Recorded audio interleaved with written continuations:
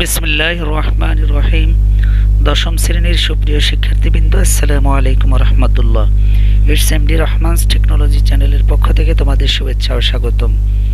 প্রিয় শিক্ষার্থীরা, এখনও যারা চ্যানেলটি সাবস্ক্রাইব করোনি, চ্যানেলটি সাবস্ক্রাইব করে সঙ্গে থাকিও। ইসলাম শিক্ষা পাঠ্যপুস্তকের প্রথম অধ্যায়ের উপরে নির্দিষ্ট যে পাঠগুলো তোমাদের সিলেবাসে রয়েছে 2026 সালের পরীক্ষায়, সেই প্রথম অধ্যায় থেকে দুটি বহু নির্বাচনী মডেল টেস্ট নিয়ে ভিডিও আকারে তোমাদের সামনে আমি এসেছি, মোহাম্মদ মিজানুর রহমান।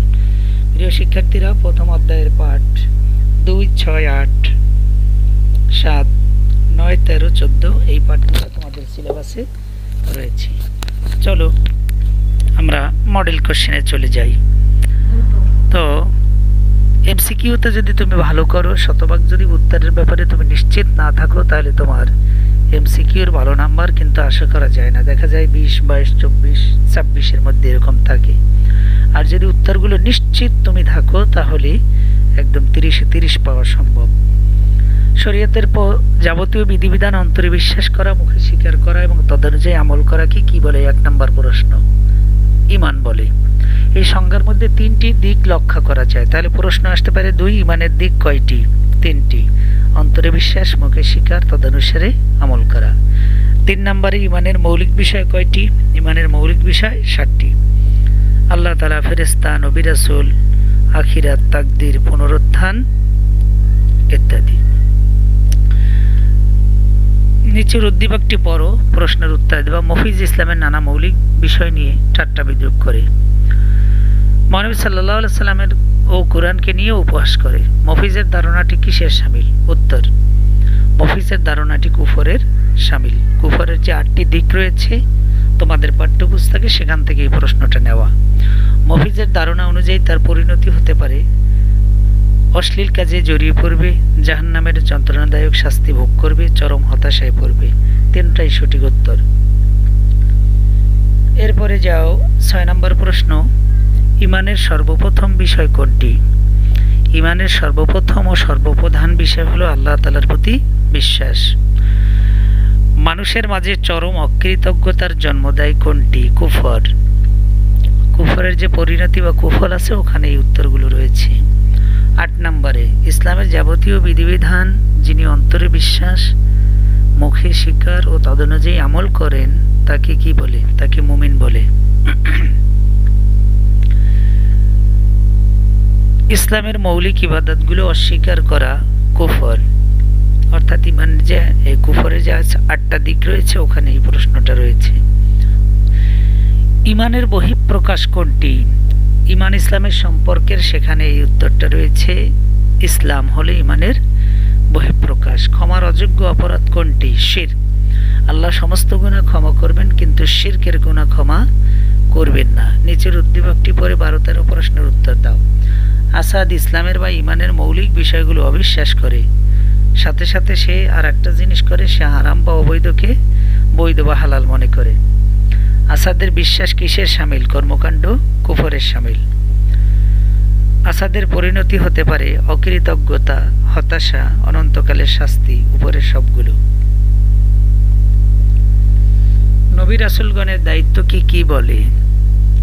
রিসালাত বলে। রিসালাতের ওখান থেকে প্রশ্নটা নেওয়া হয়েছে। দুনিয়াতে যত নবী রাসূল এসেছেন, সকলে কিসের দাওয়াত দিয়েছেন? সকলেই তাওহীদের দাওয়াত দিয়েছেন। মানুষকে নীতি ও নৈতিকতার পথ দেখায় ঈমান। তারা ছিলেন মহান আল্লাহর মনোনীত বান্দা। তারা কারা? তারা ছিলেন নবী রাসূল। মহান আল্লাহ কিসের গুনাহ ক্ষমা করবেন না? শিরকের গুনাহ আল্লাহ ক্ষমা করবেন না। সূরা নিসায় 2 জায়গায় তিনি ঘোষণা দিয়েছেন, 48 নম্বর আয়াত এবং 116 নম্বর আয়াতে। আল্লাহ তাআলা মুনাফিকদের ব্যাপারে সাক্ষ্য দিচ্ছেন, মুনাফিকরা মিথ্যাবাদী। 20 নম্বরে যাও, নিফাক পরিহারের উপায়। নিফাক থেকে বেঁচে থাকার উপায় 3টা। সত্য কথা বলা, ওয়াদা রক্ষা করে চলা, আমানত সংরক্ষণ করা। এই 3টাই নিফাক থেকে বেঁচে থাকার উপায়। নৈতিকতা ও মানবিকতার আদর্শের বিপরীত কাজ কোনটি? এটাও নিফাক। আল্লাহর কোন সৃষ্টি পুরুষ নন আবার নারীও নন? কোন সৃষ্টি যারা নারীও নয় পুরুষও নয়? সমগ্র সৃষ্টির মধ্যে নারী পুরুষ আছে, কিন্তু ফেরেশতাদের মধ্যে নারী পুরুষ নন। ফেরেশতা নারীও নন, পুরুষও নন, বিশেষ এক ধরনের সৃষ্টি। মানব জীবনের কয়টি পর্যায় রয়েছে? মানব জীবনের দুটি পর্যায় রয়েছে, ইহকাল এবং পরকাল। মানুষের চিরস্থায়ী আবাস কোথায়? আবাসস্থল হলো আখিরাত। দুনিয়ার জীবন ক্ষণস্থায়ী, আখিরাত হলো চিরস্থায়ী, খালিদিন। কবরের অপর নাম কি? কবরের আরেক নাম হলো আলমে বারজাখ, অর্থাৎ কবরের আরেক নাম হলো বারজাখ। কিয়ামত বলতে দুটি অবস্থাকে বোঝায়। প্রথম অবস্থাটা হলো মহাপ্রলয়, আর দ্বিতীয় অবস্থাটা হলো ওঠা বা দণ্ডায়মান হওয়া বা পুনরুত্থান। নিচের উদ্দীপকটি পরে ২৭ এবং ২৮ নং প্রশ্নের উত্তর দাও। আমান মিয়া মনে করে বর্তমান যুগে যেরূপ অপকর্ম হচ্ছে তাতে একজন নবীর আগমন আবশ্যক হয়ে পড়েছে। আমান মিয়ার ধারণাটা কোন বিশ্বাসের পরিপন্থী? তার বিশ্বাসটা রিসালাতের অথবা খতমে নবুয়াতের বিশ্বাসের পরিপন্থী। যদি রিসালাত ও খতমে নবুয়াত দুইটা অপশন থাকে তাহলে খতমে নবুয়াত আনসার করবে, আর যদি রিসালাত থাকে খতমে নবুয়াত না থাকে সেক্ষেত্রে রিসালাত আনসার করবে। আর যদি রিসালাত না থাকে, খতমে নবুয়াত থাকে বা অন্য কোনো কিছু থাকে, সেক্ষেত্রে খতমে নবুয়াত আনসার করবে। আমান মিয়ার সঠিক জ্ঞান বা ধারণা নেই রিসালাত সম্পর্কে এবং খতমে নবুয়াত সম্পর্কে। ১ এবং ৩ সঠিক উত্তর। হযরত মুহাম্মদ সাল্লাল্লাহু আলাইহি সাল্লাম শেষ নবী, তাই তাকে বলা হয় খাতামুন নাবিয়্যিন, সর্বশেষ নবী। আমি শেষ নবী, আমার পর আর কোনো নবী আসবে না। এটি কোন গ্রন্থের হাদিস? এই হাদিসখানা মুসলিম শরীফ থেকে নেওয়া হয়েছে, সহিহ মুসলিম। প্রিয় শিক্ষার্থীরা, চলো মডেল টেস্ট 2-এ যাই।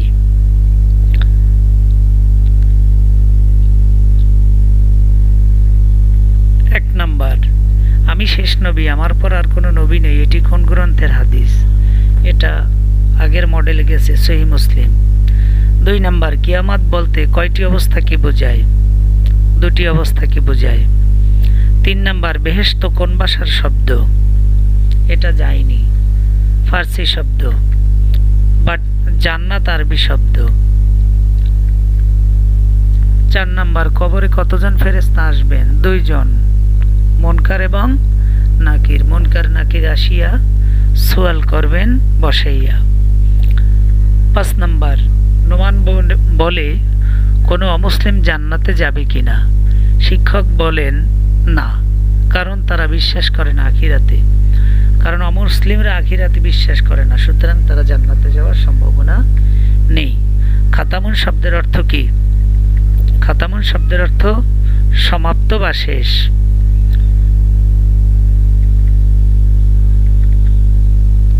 শাফাআতের সবচেয়ে বেশি অধিকার থাকবে কার হাতে? শাফাআতের সবচেয়ে বেশি অধিকার থাকবে হযরত মুহাম্মদ সাল্লাল্লাহু আলাইহি ওয়াসাল্লামের হাতে। আর তারা আখিরাতে দৃঢ় বিশ্বাস রাখে। আয়াতখানা সূরা বাকারার ওয়াবিল আখিরাতি হুম ইউকিনুন। এখানে তারা বলতে কাদেরকে বোঝানো হয়েছে? মুমিনগণকে অথবা মুত্তাকীগণকে। মুমিন থাকলে মুত্তাকী থাকবে না, মুত্তাকী থাকলে মুমিন থাকবে না। কয় শ্রেণীর লোক হাসরের ময়দানে আল্লাহর আরশের নিচে স্থান পাবেন, ছায়া পাবেন? 7 শ্রেণীর। কয় শ্রেণীর? 7 শ্রেণীর। 10 নম্বরে, এবং তোমাদের প্রত্যেকেই তা অতিক্রম করবে, এটা তোমাদের প্রতিপালকের অনিবার্য সিদ্ধান্ত। এখানে কি অতিক্রম করার কথা বলা হয়েছে? সিরাত, পুল সিরাত, যেটা মানুষের জন্য আল্লাহ জান্নাত জাহান্নাম নির্ধারণ করেছেন। কি অনুযায়ী? আমল অনুযায়ী। কি অনুযায়ী? যার আমল বেশি সে ভালো জান্নাত পাবে, আর যার আমল শ্রেষ্ঠ জান্নাত পাবে। যার আমল কম সে তুলনামূলক কম মানের জান্নাত পাবে। শাফাত শব্দের অর্থ কি? সুপারিশ করা, অনুরোধ করা ইত্যাদি। জান্নাত কোন ভাষার শব্দ? আগে আমরা পেয়েছি বেহেশত কোন ভাষার শব্দ, এবার এসেছে জান্নাত কোন ভাষার শব্দ। অবশ্যই আরবি শব্দ। এটা আরবি হবে।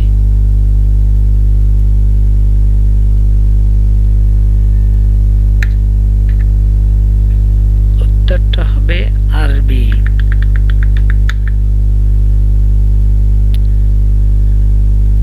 তাহলে জান্নাত কোন ভাষার শব্দ?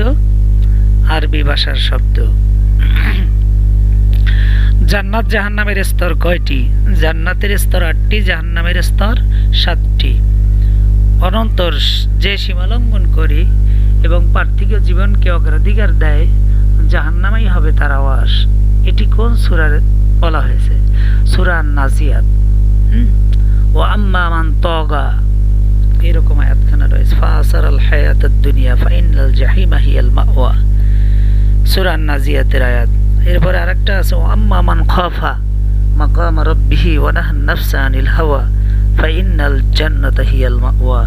আল্লাহর সামনে যারা হিসাব নিকাশের ব্যাপারে, জবাবদিহিতার ব্যাপারে আল্লাহকে ভয় করে, আল্লাহর সামনে দাঁড়ানোর ব্যাপারে ভয় করে, আল্লাহ তাদের জান্নাতে পাঠাবেন। তাদের স্থল হবে জান্নাত, আবাসস্থল। জাহান্নামীদের পানীয় হবে রক্ত, পুজ, সেটা থাকবে উত্তপ্ত, গরম। জাহান্নামের আগুন দুনিয়ার আগুনের চাইতে কত গুণ বেশি? 70 গুণ। কবরের প্রশ্নোত্তরের জন্য আসবেন কোন ফেরেশতা? মুনকার এবং নাকির। 19 নম্বরে চলো, কিসের বিশ্বাস মানুষকে পাপ থেকে বিরত রাখে? দুইটা বিশ্বাস হতে পারে, একটা হলো তাওহীদে বিশ্বাস আর একটা হলো আখিরাতে বিশ্বাস। অপশনে আখিরাত আছে, তাওহীদ নাই। প্রত্যেক প্রাণী মৃত্যুর স্বাদ গ্রহণ করবে, কোন সূরায় বলা হয়েছে? এটা সূরা আলী ইমরান 185 নম্বর আয়াতে আল্লাহ বলেছেন, কুল্লু নাফসিন যায়িকাতুল মাউত। শরীফ সাহেব পবিত্র কোরআনের বাণী নিয়ে উপহাস করেন, তার এই কর্মকাণ্ড কিসের অন্তর্ভুক্ত? কুফর। নিচের উদ্দীপকটি পড়ে 22 এবং 23 নং প্রশ্নের উত্তর দাও। আওকাত সাহেব মহানবী সাল্লাল্লাহু আলাইহি সাল্লামকে নিয়ে ঠাট্টা বিদ্রূপ করেন এবং তার সমালোচনা করেন, এটাও কুফর। এরূপ কাজ কার কাজের সাথে সাদৃশ্যপূর্ণ? কাফিরের কাজের সাথে। এমত অবস্থায় আওকাত সাহেবের করণীয় পুনরায় ঈমান আনা, খাঁটি মনে তওবা করা, অনুশোচনায় দগ্ধ হওয়া, তিনটাই। ফাহাদ সাহেব ধারণা কিয়ামত পর্যন্ত নবুয়তের দ্বারা অব্যাহত থাকবে। ফাহাদ সাহেবের এরূপ ধারণা কোন বিশ্বাসের বিপরীত? তার ধারণাটা খতমে নবুয়তের পরিপন্থী। মুনকার ও নাকির ফেরেশতাদ্বয় কবরে কাদেরকে 3টি প্রশ্ন করবেন? সকল মানুষকে। আমরা কিন্তু এটা ভুল করে ফেলি অনেক সময়, ইমানদারদেরকে, মুসলমানদেরকে, মুমিনদেরকে উত্তর করি। সকল মানুষকেই কিন্তু কবরের এই প্রশ্নের সম্মুখীন হতে হবে। আখিরাতের জীবনের প্রথম স্তর কোনটি? মৃত্যু। আখিরাত জীবনের প্রথম স্তর হলো মৃত্যু। কুফর বর্জনীয়, কারণ এর মাধ্যমে অনৈতিকতার প্রসার ঘটে, পাপাচার বৃদ্ধি পায়, হতাশার প্রসার ঘটে। তিনটাই সঠিক উত্তর। নিচের ছক চিত্রের আলোকে 28 এবং 29 নং প্রশ্নের উত্তর দাও। হোয়াট চিহ্ন আছে, প্রশ্নবোধক, আন্তরিক বিশ্বাস, মৌখিক স্বীকৃতি, আমল বা বাস্তব আমল। আমল, বাস্তব। তো এখন প্রশ্নবোধক চিহ্নিত স্থানে কি হবে? ঈমান হবে। কি হবে? ঈমান। 29 ছকচিত্রে মূল বিষয়ের সাথে ইসলামের সম্পর্কগুলো হলো গাছের মূল ও শাখা পোশাকার ন্যায়, একে অপরের পরিপূরক, দাকুমরার সম্পর্ক নয়। তাহলে সঠিক উত্তর হলো 1 এবং 3। 30 নম্বর, আখিরাতের প্রবেশদ্বার কোনটি? আখিরাতের প্রবেশদ্বার হলো মৃত্যু। মৃত্যুকে বলা হয় আখিরাতের প্রবেশদ্বার। প্রিয় শিক্ষার্থীরা, আজকের ভিডিওটা যদি তোমাদের কাছে ভালো লেগে থাকে, লাইক করবে, কমেন্টস করবে, চ্যানেলটা সাবস্ক্রাইব করবে, বন্ধু বান্ধবের সাথে ক্লাসগুলো, ভিডিওগুলো শেয়ার করবে। সবাই ভালো থাকবে, দোয়া করি সবার প্রস্তুতি ভালো হোক, সবাই পরীক্ষায় ভালো করো, প্রার্থনা করি সবাইকে ধন্যবাদ জানিয়ে আজকের মতো এখানেই শেষ করছি। আসসালামু আলাইকুম ওয়া রাহমাতুল্লাহি ওয়া বারাকাতুহু।